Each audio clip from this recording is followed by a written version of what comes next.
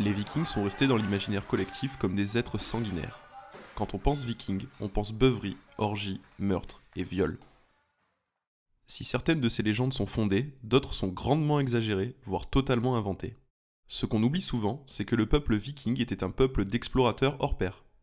Cette mauvaise presse est certainement ce qui vaudra à notre sujet d'aujourd'hui son manque de reconnaissance. Dans cet épisode d'Explorons l'Histoire, je vous présente Leif Erikson, le premier Européen en Amérique, presque 500 ans avant Christophe Colomb.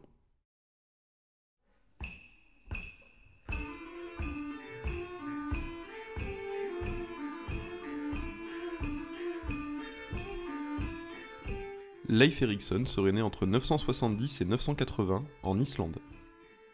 Son père, Éric le Rouge, avait découvert et colonisé le Groenland suite à son bannissement d'Islande pour meurtre.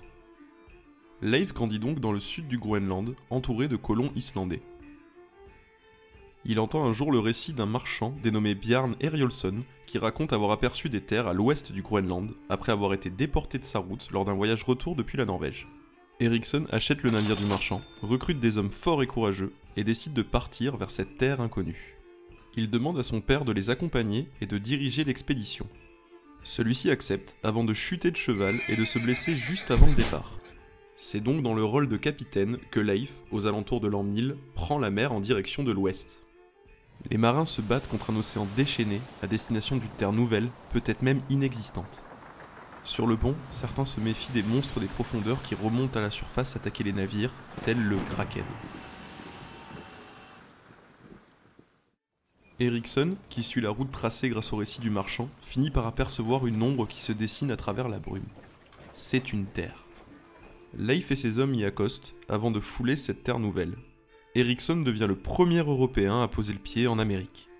Il nomme ce lieu Helluland, qui signifie pays de la pierre plate, en référence au paysage désolé et apocalyptique qui s'étend devant lui. Il reprend la mer afin de poursuivre son exploration. Il accoste de nouveau, dans une région cette fois bien plus verte et boisée. Il lui donnera le nom de Markland, le pays de la forêt. Il décide de poursuivre sa route et finit par découvrir une zone au microclimat favorable, aux rivières débordantes de saumon et aux champs de vignes à perte de vue. Ses hommes et lui construisent un petit village pour passer l'hiver dans cette région, qu'il a nommé Vinland, le pays du vin. À l'arrivée du printemps, Leif Erikson commence son voyage retour vers le Groenland. À son arrivée, il apprend le décès de son père et doit prendre sa relève en tant que chef de guerre. Par conséquent, il ne peut malheureusement plus partir à l'aventure. Il charge donc ses proches, notamment ses frères et sœurs, de retourner au Vinland pour y établir une colonie. Malheureusement, les multiples tentatives se solderont toutes par des échecs, notamment à cause de conflits meurtriers entre les Vikings et les autochtones. En 1960, des recherches archéologiques poussées effectuées par Helge Ingstad et sa femme Anne Steen, un couple d'explorateurs norvégiens, permettent de situer le campement de Leif Erikson à l'extrémité nord de Terre-Neuve, au Canada.